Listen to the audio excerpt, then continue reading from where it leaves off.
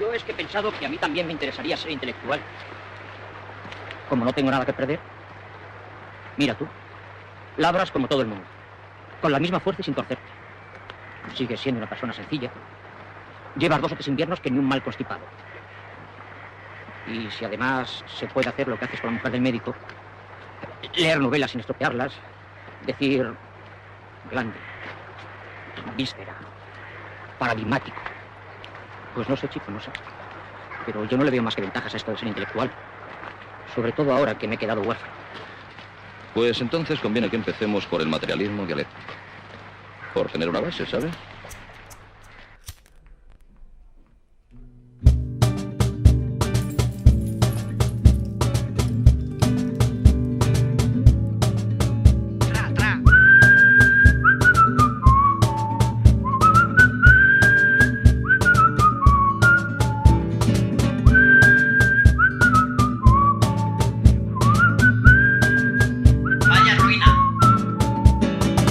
Los virales de Internet a veces se generan sin tener mucho sentido. El caso que traemos a colación hoy es uno de ellos.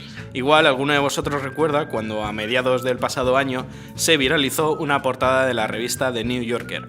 En ella aparece una mujer que sale de su portal para recibir al mensajero de Amazon que llega con un paquete. Sin embargo, ella no mira al trabajador de la multinacional, sino que dirige su mirada hacia otro hombre que en ese momento abre la puerta de un local que lleva el título de librería.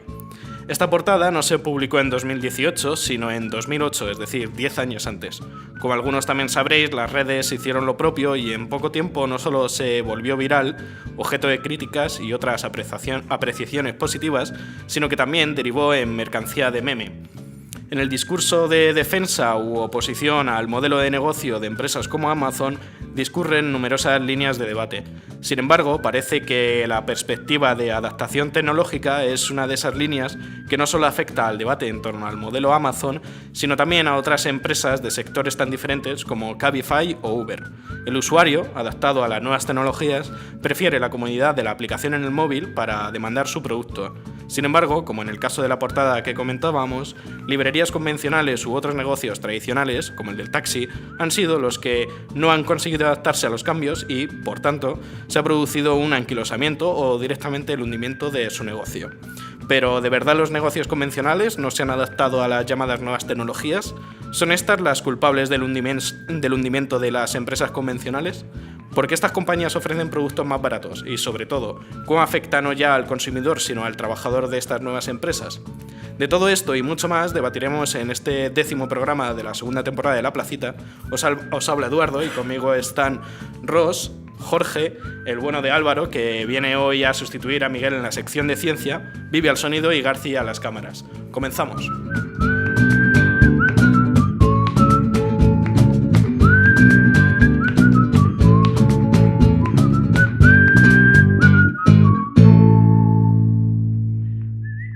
Bueno, pues comenzamos este debate del 10º ya programa de La Placita y como he comentado anteriormente, pues tenemos aquí al señor Ross, a Jorge y a Álvaro, que viene a sustituir en la sección de ciencia a nuestro querido amigo Miguel. Y quería, bueno, preguntaros así de primera si conocéis la portada de esta revista y que se viralizó y si se comentó en redes y tal, si conocíais el debate o no y nada, pues preguntaros que si lo conocíais. Preguntarnos. ¿Eh? Sí, yo vi como has mencionado, porque no sabía de qué año era, lo vi cuando se viralizó en redes, que fue mucho después, claro. O sea, el año pasado, de hecho, ¿puede ser? Sí, el año pasado. Pues 10 años después, o sea que... Pero sí, la vi justo cuando se hizo viral en Twitter. Yo creo que no la he visto. Yo estoy como Ross, no estaba enterado. Lo he visto luego en algún artículo, pero no. Me llama la atención que sea de 2008, sobre todo. Claro, no es sabía, como pero es vanguardista, ¿no? Preveyendo lo que se avecinaba. Lo que se avecinaba. Y a mí personalmente me llamó la atención una serie de cosas y como a través de los memes, vi un meme en internet que como que decía... como que defendía un poco la visión del consumidor en el sentido de...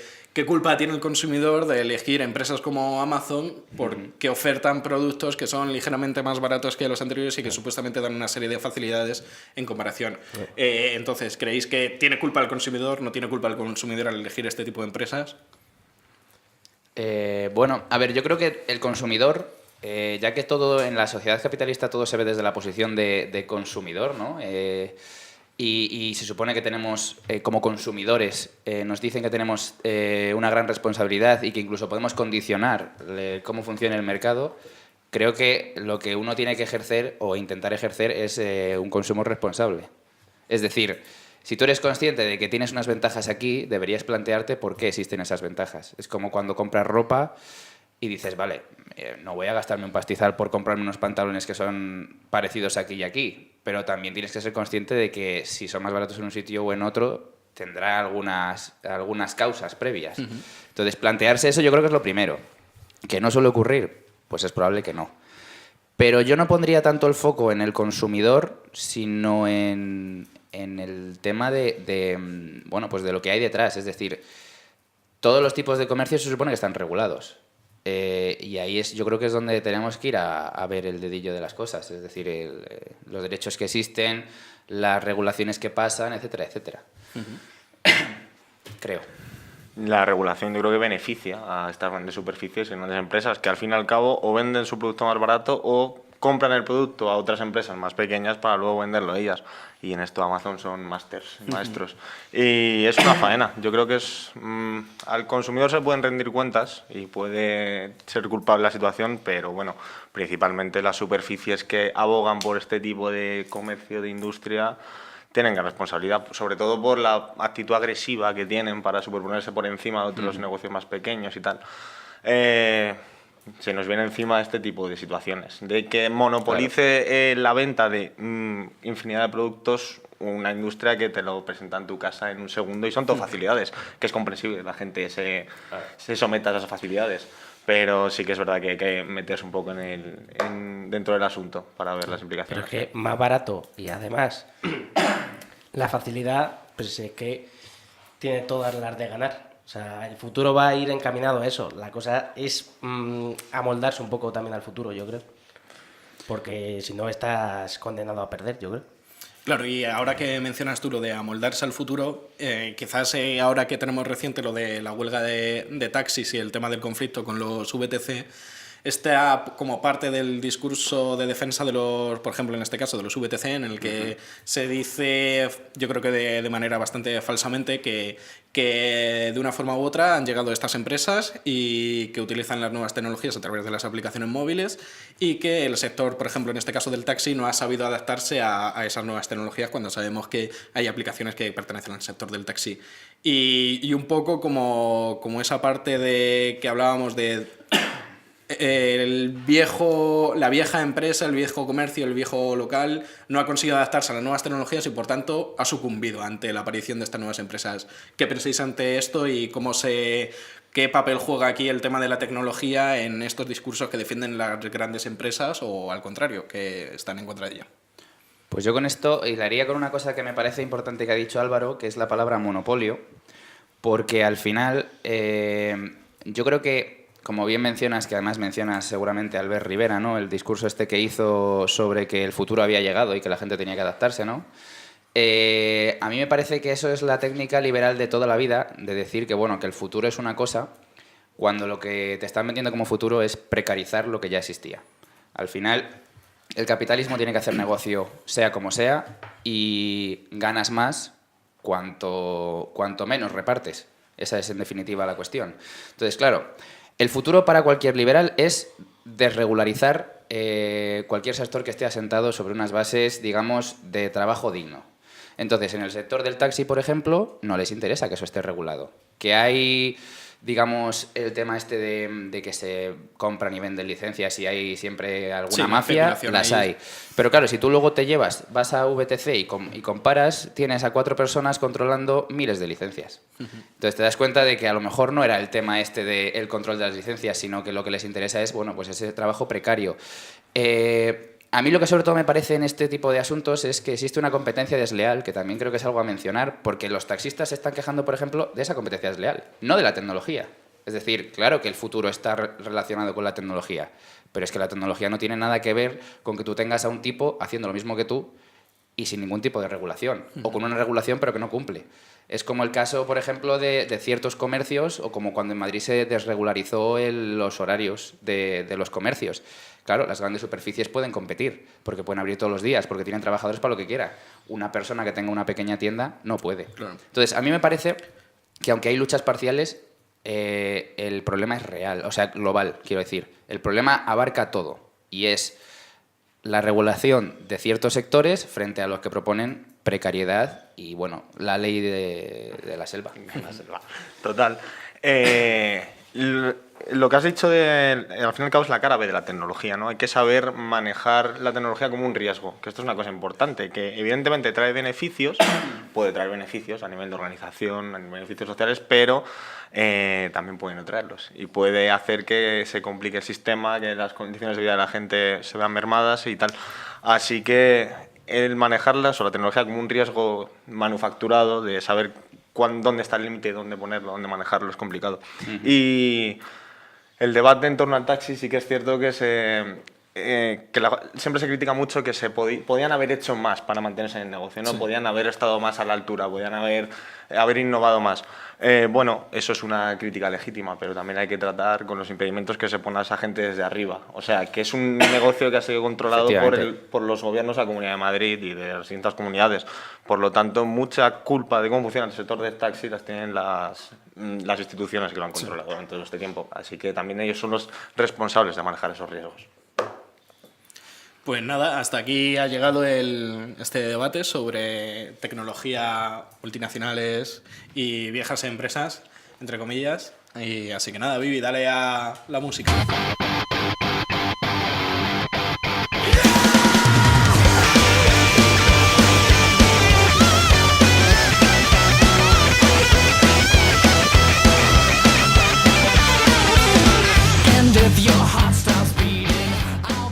Volvemos con nueva sección de la placita. Bueno, nueva, ¿no? La de siempre, vamos. La sección de las míticas de Ross, que vienes a hablarnos hoy de Abraham, pero ¿de qué Abraham? Porque hay muchos Abraham. Pues del más molón, del único que se llama Abraham. El que lo está petando, ¿no? Los otros no lo sé, pero este fue el primero en llamarse Abraham. ¿El primero? Sí, luego os explico por qué. Fiera. Lo primero es decir, a ver, más o menos situarnos un poco. Ya os hablé la otra vez de Noé, ¿no? Todos son personajes que son los grandes patriarcas de la Biblia, estas cosas, que básicamente lo que hace la Biblia es contar, pues, el linaje, desde Adán, la creación de Dios, hasta Jesús. Entonces todo va siendo sucesión, padres e hijos, siempre el primogénito, y entre ellos, después de Noé, del que hablamos, pues el siguiente así más o menos importante sería Abraham. Entonces, ¿qué pasa con este hombre? ¿Por qué es importante Abraham?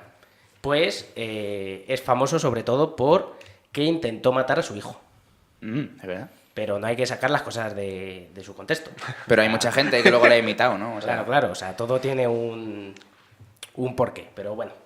Pero además de por eso, también porque llevó a su familia, fue de los primeros que llevó a su familia a la tierra de Canaán. ¿De qué? Canaán, que es como se llama ahora todo el territorio de Israel y demás. Canaán. ¿Cómo que el territorio de Israel, o sea, Ross? La tierra prometida. Ah, vale. Palestina. Hay debate ahí, Sí, hay debate. pero Me voy a cagar en todo Pero lo que se menea. antiguamente, Israel. Antiguamente. En Todo fin. esto que vamos a hablar, Los judíos ortodoxos te dirían que no existe Israel en ningún momento.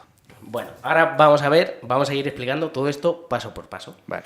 Entonces, además de por eso importante, pues ¿qué hace? Pues eso, se casa con su medio hermana, Vaya. Sarai. Y Tema familiar complejo. Sarai era de Vical, ¿no? ¿O qué? coge con su medio hermana y con su sobrino, Lot, y les lleva a esta tierra, ¿no?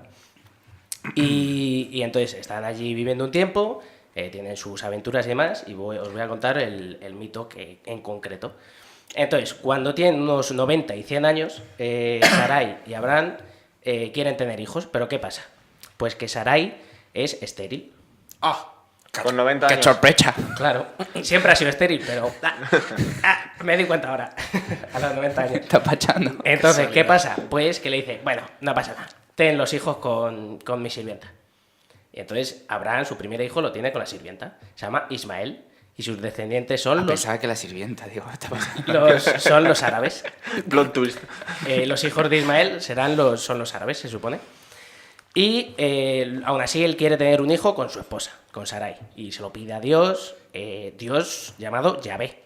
Tiene un nombre mormón, ¿eh? No penséis que... No, Yahvé.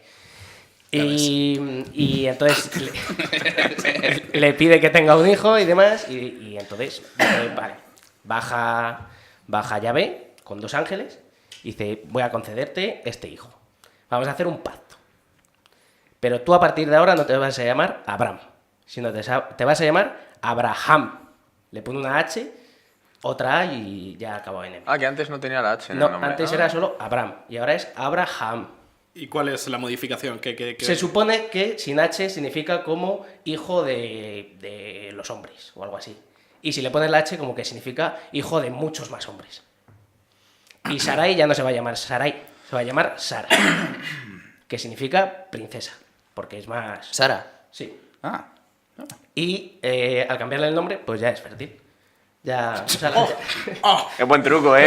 Está bien saberlo. Ya me entiendo. Probaremos si funciona. Y para cerrar el trato, ¿qué es lo que tienen que hacer? Pues que toda la descendencia de Abraham, ya, tendrá que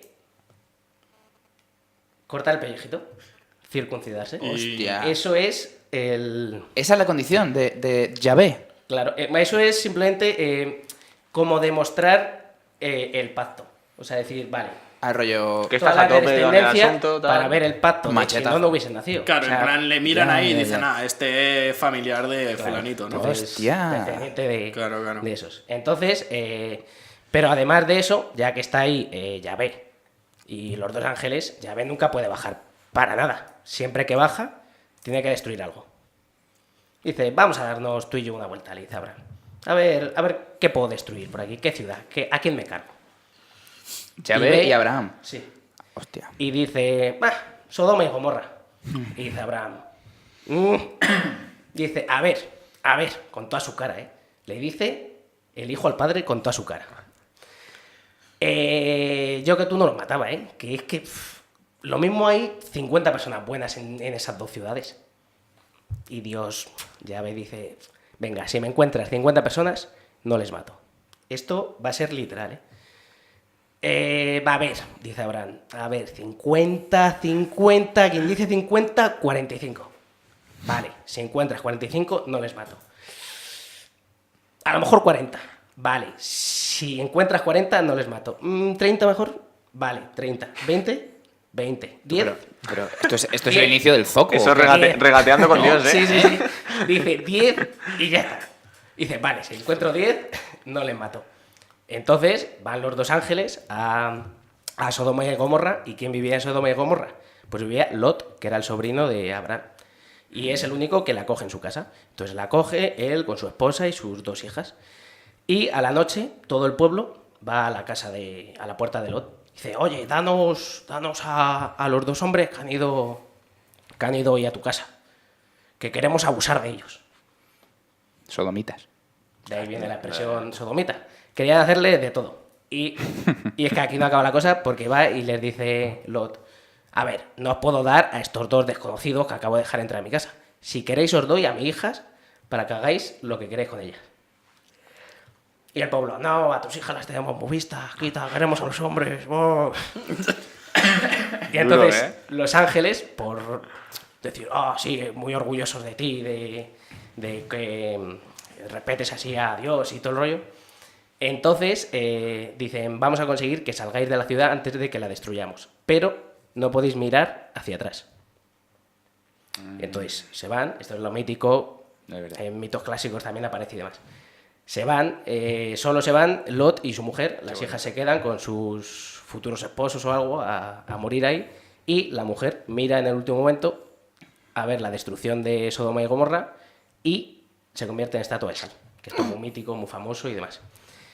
Y pues Lot ahí triste, ha perdido a sus hijas, ha perdido todo. Claro, Sodoma y Gomorra se convierte en una llanura ahí, azufre, fuegos infernales, vamos, se lo carga, se lo Todo quema. el arsenal. Bah. Y así se acaba Sodoma y Gomorra, y luego ya pues viene el hijo de Abraham y todo este rollo. Eso ya no lo cuentas otro día, Ya, ¿no? claro. Toda esta historia que ya se conoce, y os he traído Sodoma y Gomorra para que la conozcáis bien. Pues nada, ha Se sido agradece. muy Qué bonito. interesante. A mí siempre me parece muy bonito lo de mirar para atrás y convertirte en estatua de sal. Es muy similar a lo de Morfeo, al mito Morfeo. Pues mira para atrás porque se nos ha acabado el tiempo. Así que nada, dale a la musiquita. Vivi.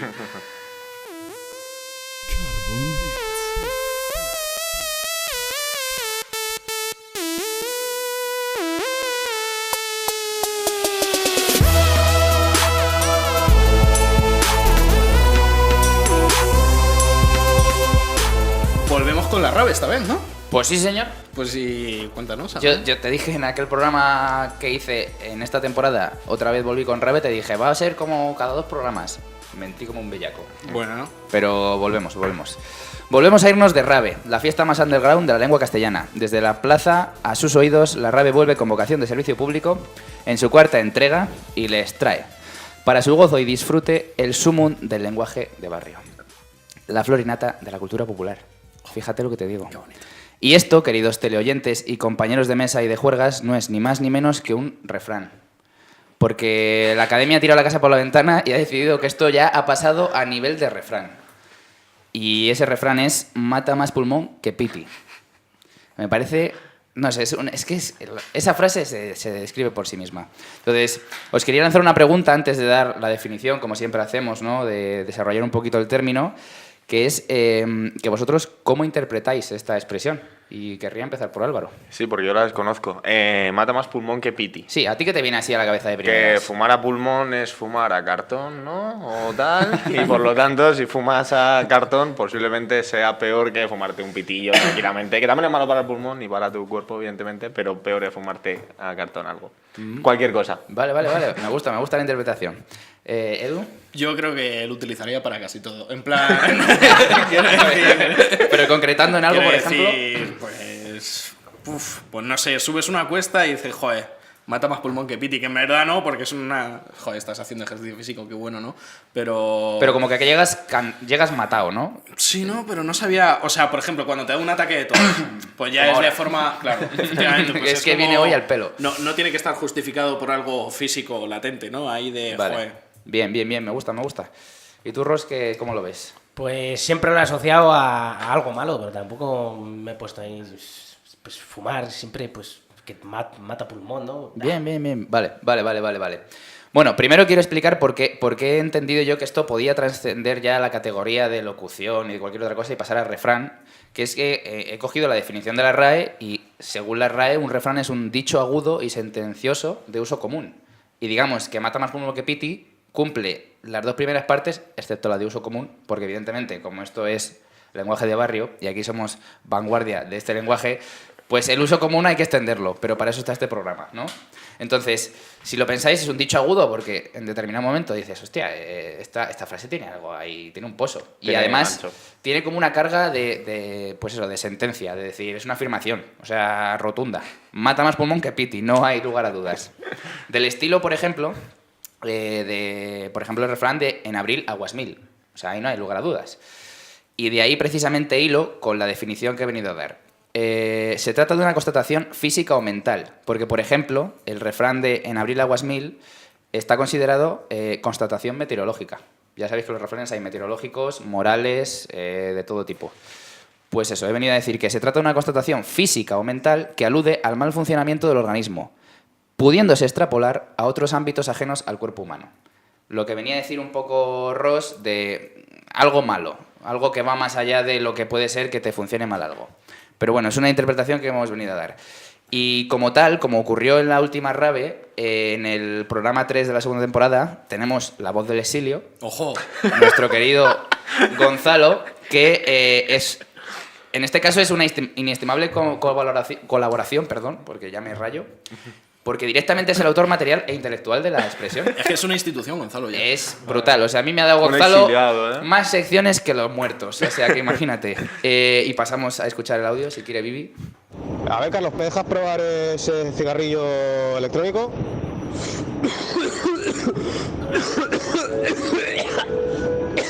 Joder, macho, mata más pulmón que piti. ¿Pero quién ha hecho la tos? Gonzalo. Te lo juro que creía que era Carlos. Nuestro amigo Carlos. Oye, Gonzalo se ha currado todo el audio, así que un beso desde aquí para ti a Suecia. Poeta en el exilio. Totalmente. Y es que es real, o sea, él es el autor material e intelectual de esta expresión. Y claro, a mí me parece una expresión, él nos intenta poner un poco en contexto, pero yo creo que el contexto se puede abrir a más cosas. Y a mí me parece que es una expresión muy interesante por dos razones. Por su origen, que es muy dudoso, como hemos visto, y por la reflexión que hay detrás de la propia frase. O sea, tú te paras a pensarlo y dices, mata más pulmón que piti. Esto se ha equivocado, no sabe lo que ha querido decir. Pero luego lo piensas y dices, pero en verdad, o sea, lo que dice tiene todo el sentido del mundo. Y viéndolo desde una perspectiva incluso física, de decir, por ejemplo, Bibi, creo que fue, confírmame negando o afirmando, en la Nochebuena de 2018 salimos a tomar algo, apenas tomamos nada, y tú no tomaste nada, literalmente. Apenas tomamos nada. Y al día siguiente tenía resaca. Resaca de la nada. Ahí me parece que entra perfectamente que tú te levantes en tu habitación y digas, mata más pulmón que piti. ¿Qué O sea, hicimos en la Nochebuena? Beber cerveza en la plaza e irnos a casa. ¿En la plaza? En la placita. No me acuerdo. Sí, tu placita, Eduardo, precisamente. Y de ahí, de esa falsa resaca de decir, es que no hace falta ni que me tome algo para estar en la mierda, ¿sabes? Ese mata más pulmón que piti. Pero que lo puedes llevar a cualquier otra cosa, pues eso, cualquier cosa que sale mal y no necesitas que pase algo malo externo porque tú ya estás reventado. Es el valor del refrán, ¿no? Es lo que ha dicho Ross, que al fin y al cabo significa más de lo que significa, por lo tanto Claro. ya lo asocias a algo como si te pasa alguna desgracia, joder, mata más pulmón que piti. Exacto. Y yo, de hecho, quiero extenderlo hacia afuera, o sea, que no se queden en el tema físico. O sea, que tú puedas usar la expresión y decírsela a un colega, que te cuente una anécdota, que estás en la mierda y le digas, es que mata más pulmón que piti. Que se lleve a ese punto. Entonces, a partir de en este momento, yo os querría preguntar, lanzándoos un ejemplo, de si habéis vivido en primera persona el nacimiento de una expresión que después hayáis usado, o ni siquiera el nacimiento, pero que hayáis escuchado a una persona que digas, hostia, esa frase no la he oído en mi vida, y después os haya quedado. Porque a mí, por ejemplo, me pasó en un partido de baloncesto, cuando jugaba, un compañero, estábamos en el banquillo, y le gritó al árbitro, árbitro, estás más ciego que una piña. Y a mí se me quedó grabado porque pensé, podía haber escogido cualquier otra palabra, pero escogió piña. Y yo lo he seguido usando tiempo después. Gente que me conozcas habrá oído que yo he dicho, ¿estás más ciego que una piña? Si vosotros habéis vivido el nacimiento de alguna frase, alguna expresión. Lo que a mí me sucede mucho con mi grupo de gente es crear expresiones, claro, que en tu entorno significan algo. Claro. Recuerdo usar muchas tonterías. Una de ellas era hablar de estar fundiendo. Y estar fundiendo es en plan, "Buah, voy fundiendo", y eso es que estás en el punto álgido de la fiesta o de cualquier situación. Y bueno, pues eso ya lo asocias a cualquier cosa. Me pillo una birra, buah, fundiendo. Genial. Y eso se empieza a hacer una bola. ¿Y eso ha en sí mismo. surgido en algún momento? Claro, es en Que plan- no sabes concreto, pero... No, pero ya aparece y claro, fundiendo. Claro. ¿Qué es? Si fundir, pues no tiene nada que ver con este tipo de cosas, ¿no? Pero bueno, ya se crea, lo asocias y Ajá. en tu vida está, completamente. Qué maravilla. No sé si alguno tenéis algún ejemplo más. Ahora que me acuerdo, ¿no? El que contamos de, ¿Cuál? de mordida de Ah, camiseta. la mordida de camiseta. Morder camiseta, que fue el anterior rave. Sí, claro, nosotros hemos vivido Claro, en nuestro nosotros entorno. los nuestros. Es cierto que esto del lenguaje, como decía Miguel cuando le entrevistaste, entre bambalinas decía, es que yo ya creo que incluso no es ni lenguaje de barrio, es que es casi lenguaje vuestro que ha surgido entre vosotros que sois los colegas y luego estáis extendiendo a más gente, que es como un virus. Así que yo invito a que este virus se extienda y mata más pulmón que piti, se diga mucho. Muy buena frase. Pues que se extienda el virus del lenguaje de barrio. Dale la música.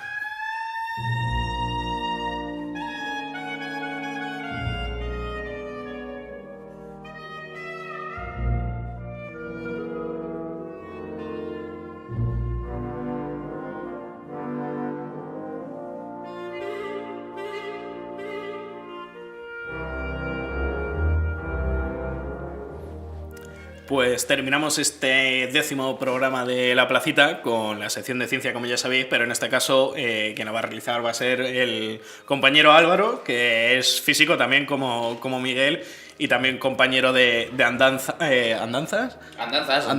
Entre otras cosas. en pues en festivales de música a los que yo no voy, pero en la ellos vida, sí, en o la sea. vida. Adolfo Pero Lorenzo confraternizamos y aquí, andando. está bien. Y así que nada, Álvaro, ¿de qué vas a hablar ahora? Bueno, soy físico, pero como interpreto que no sé mucho de física, voy a hablar de otras cosas, que son Darwin, la selección natural y el darwinismo. Primero, gracias por dejarme sustituir a Miguel. Intentaré hacer lo mejor posible. Es un placer. Empezamos. Darwin. ¿Quién es este tipo? Bueno, Darwin. Digo ¿Quién? Darwin. ¿Cómo? Ya sabía que esto iba a pasar. Yo digo Darwin, tengo esa costumbre, pero podemos llamarlo ¿Quién es Darwin? Darwin, si queréis. Ah, en castellano ya sí, claro. Plot twist. Eh, Darwin nace en 1809 y muere en 1882. Este tipo viene de una familia rica, por lo tanto se puede dedicar toda su vida a estudiar tranquilamente. ¿Y por qué es rico Darwin y su familia? Porque uno de sus abuelos era un naturalista muy famoso en el siglo XVIII, Erasmus Darwin. Y otro abuelo se llamaba Josiah Goodwood y era dueño de una empresa de cerámicas británica, por lo tanto tenía bastante pasta a mansalva y Darwin se pudo dedicar a estudiar toda su vida tranquilamente. ¿Qué estudió? Empezó estudiando medicina, pero no le iba mucho lo de las disecciones y meterse ahí a tocar, por lo tanto se pasó al bando naturalista. Los naturalistas eran unos tipos que, pues, evidentemente estudiaban la naturaleza, los sucesos que suceden en ella, relaciones entre distintos animales o sucesos y tal. Y bueno, esto es primero los estudios de Darwin de medicina y siendo naturalista. También que le interesaba mogollón a este tipo, la geología, porque en el siglo XIX es un momento en el que la geología presenta un nuevo paradigma, que es el uniformista, que es el que habla un poco de que la Tierra se ha formado mediante una serie de procesos que son los mismos que suceden hoy día, como pues lluvias, terremotos, maremotos, todo ese tipo de cosas de forma gradual a lo largo del tiempo. Y esto es muy importante, hablar de esta percepción de el tiempo ha transcurrido durante mucho tiempo en la historia de la Tierra. Y bueno, también una cosita que me interesaba mucho a Darwin era un ensayo sobre la población de Malthus que se publicó en 1798, pero que él leí un poquito más adelante. Y esto es como un ensayo sociológico cuantitativo de la población británica a nivel de cómo consume recursos, dónde se distribuyen las poblaciones y tal. Una cosa bastante como algo muy novedosa. actual, ¿no? O Sí. sea, a día de hoy como que se habla de eso. Claro, es curioso porque es como un primer ensayo sociológico así en esta materia. Y bueno, con estos antecedentes de un tipo estudioso que tiene pasta para permitírselo también, Darwin se embarca en la expedición en el Beagle. La expedición del Beagle dura de 1831 a 1836 y recorren mogollón Hostia, de... Como la República, pero un siglo antes. Bueno, hostia, no lo había pensado. No lo había pensado, pero sí. ¿no? Es que yo estoy con la República a la Estás- misma, ¿eh? Hago así. Estás a todo. Estás en la casa. En esta expedición recorren el hemisferio sur casi al completo, porque bueno, pasan por Canarias, Brasil, Cabo de Hornos, Valparaíso, las islas de los Galápagos y del Pacífico, Australia, Herbas Mauricio, Cabo Verde y vuelven otra vez a Inglaterra. Y bueno, durante todo este tiempo Darwin toma mogollón de anotaciones de la geología, la flora y la fauna. Y lo interesante de todo esto es que el tipo es capaz de distinguir a nivel de zoología, es capaz de distinguir entre distintas especies y ver cómo se relacionan con su propio medio. Y que hay especies que están en un tipo de ecosistemas, otras que no. Y este tipo de anotaciones luego las publicará más adelante y tendrá bastante repercusión. ¿Qué pasa cuando Darwin termina su expedición en el Beagle? Se cuenta que Darwin pilló alguna enfermedad vírica y por lo tanto estuvo indispuesto el resto de su vida y vivía en Down, al sur de Londres, y estuvo allí siempre sin moverse, manteniendo correspondencia con la peña, leyendo y escribiendo. Sí, solamente hacía eso. Y bueno, mención especial a Alfred Russel Wallace, llamado Bulldog de Darwin, porque claro, Darwin estaba indispuesto para defender sus teorías ante el gran público, por lo tanto siempre estaba Wallace dispuesto a combatir por él. Entonces, 1800... Perdonadme el año, 59, 24 de noviembre, publica este librito. On the Origin of the Species by Means of Natural Selection. El origen de las especies según la selección natural. Esto es brutal. Este libro, gran recomendación y consiste en 3 partes principales. Un núcleo de la teoría, una segunda parte donde habla un poco de las limitaciones que tiene la teoría de selección natural y una tercera parte en la que da mogollón de pruebas al respecto. ¿Cómo presenta Darwin lo que es la selección natural? Me piden que hable al micro con bastante razón, discúlpame. ¿Cómo presenta Darwin lo que es la selección natural? Darwin habla que nosotros realizamos unos procesos de selección artificial de una serie de individuos, sean animales o plantas, de forma que fijándonos en los caracteres que ellos tienen, los seleccionamos para que su descendencia tengan esos mismos caracteres. O sea, en nuestro interés seleccionamos a los individuos para que tengan algo positivo, algo que nosotros interpretamos como positivo, y se produzca descendencia. Ahora bien, Darwin, ¿qué dice? Que estos procesos que nosotros hacemos de forma artificial suceden en la naturaleza de forma natural. El ejemplo que pone Darwin es muy curioso, es con las palomas. O sea, él, a base de correspondencia con gente y de lecturas, se da cuenta como en distintos sitios de Inglaterra las palomas mensajeras son diferentes. Eso ha sido porque los criadores de palomas han juntado razas que tenían interés de hacerlo. Entonces, entendiendo que los caracteres hereditarios existen, o sea, heredas de tus antepasados, habrá una serie de caracteres que sean ventajosos y una serie de caracteres que no sean ventajosos. La selección natural, por lo tanto, lo que hace es discriminar entre estos caracteres y que perduren los ventajosos en las generaciones posteriores y que los que no son ventajosos desaparezcan. Esto es la clave de Darwin, o sea, presentar este concepto de la selección natural para explicar cómo es el origen de las especies. O sea, cómo las especies han ido evolucionando, y esto se puede mostrar a base de fósiles y tal, hasta el punto que hemos llegado hoy día de acumulación de caracteres ventajosos para con nuestro medio.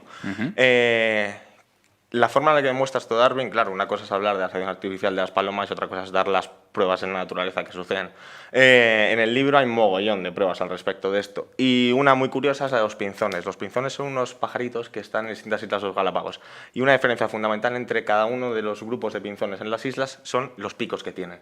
Y claro, los picos que tienen, en cada isla tienen unos diferentes porque necesitan tener ese pico para sobrevivir en el medio, porque los frutos que tienen que abrir o que recoger son distintos. Amigo. Por lo tanto, hay correlación entre los caracteres que tienen las propias especies con su relación con el medio y esa serie de mecanismos de selección natural permiten que la especie evolucione. Siendo esto la selección natural, ¿qué es el darwinismo? Pues el darwinismo es la explicación del origen de las especies por el medio de estos mecanismos de la selección natural. ¿Qué ha sucedido y sucede mucho? Lecturas al asunto. Esto lo hemos hablado alguna vez, lecturas positivistas que surgen de la selección natural y que llevan al darwinismo social. Y son lecturas incorrectas, si nos ponemos pedantes desde un punto de vista epistemológico, porque se quedan con lo que les es beneficioso de la selección natural y se olvidan del resto. Y una cosa muy importante que dice la selección natural es que no hay una escala de perfección bajo ningún punto de vista. Nosotros, como humanos, somos igual de perfectos que es el caballito de mar. ¿Por qué? Porque hemos sabido sobrevivir en nuestro medio. Sobrevivir o adaptarnos a nuestro medio continuamente para evolucionar. Por lo tanto, la selección natural pone en duda muchos postulados filosóficos cristianos del momento de el hombre es el ser más perfecto, el hombre está... Y eso causa un montón de debate. Por esto Russell Wallace se metía en muchos problemas del asunto. Y bueno, otra visión fea es la que desemboca en estas ideologías de raza que ya conocemos, en las teorías incluso de la modernidad, donde el progreso es que realmente no existe. O sea, nos tenemos que olvidar de eso. Claro. Así que no se deja de intervenir. Yo quiero hacer una pregunta. Sí. Yo diría un momento que la mesa deje de dar por culo. Sí, pasamos del tiempo. El libro del origen de las especies, ¿tú lo recomiendas leer? ¿Cómo ves si es demasiado complejo de leer por temas técnicos? ¿O? Es una lectura bastante densa, pero los 4 o 5 primeros capítulos, que son en los que presenta sus teorías estas sobre las palomas y los perros, que también son cosas muy curiosas, y habla de la selección artificial, luego se entiende mucho para lo que es la selección natural. El resto del libro son mogollón de pruebas que, si no te lo crees, acude a todo esto. Y en realidad es donde está todo el aparato metodológico que tiene Darwin, que lo caracteriza como un escritor de ciencia magnífico, claro. Pero asequible para leer, sí, completamente. Vale. Yo quería lanzarte una pregunta, pero que es probable que no me puedas responder así rápidamente. Bueno, nunca se sabe. Que es, ¿tú consideras que, los animales en general, sin incluir a los humanos, siguen todavía a día de hoy este proceso de selección natural y los humanos ya no? Lo que ocurre con los... Ya, eso es lo curioso. O sea, creo que aplicar las reglas de la sociedad, intentar entender la selección natural según las reglas de la sociedad es lo complicado. La selección natural explica el mundo natural. Y es que nosotros no seguimos todas las reglas que sigue el mundo natural porque hemos creado una serie de leyes, tenemos otros aparatos teóricos que nos distinguen de todo el resto de animales. Por lo tanto... No sé si seguiremos evolucionando como especie en ese punto, pero lo que sí sé que no se puede hacer es extrapolar este discurso de la selección natural al funcionamiento del hombre en sociedad. Eso Claro. creo que hacerlo es un error y la historia igual Y además, nos dice un poco que lo es. interesado, ¿no? Hacerlo. Sí, Siempre es porque- interesado. Sí, además es eso, porque la virtud que tiene, como es una teoría científica súper sólida, escudarte bajo esos argumentos como que te da un punto a favor, ¿no? Como decir, bueno, esto lo hago porque es selección natural, porque es bueno, Ya, es un poco tricky en ese sentido. claro. Pues nada, joder, la verdad es que muy interesante, tío. Muchísimas gracias por venir hoy a aportarnos esta visión y estas perspectivas. Y nada, espero que vengas por aquí. Espero Te traeremos, que me joder. acojáis de nuevo Sí, y por no supuesto. ser denso. No, nada, ha estado muy interesante. Así que nada, muchas gracias. Gracias a vosotros también por escucharnos, vernos y hasta el próximo programa. Dale a la musiquita, Vivi.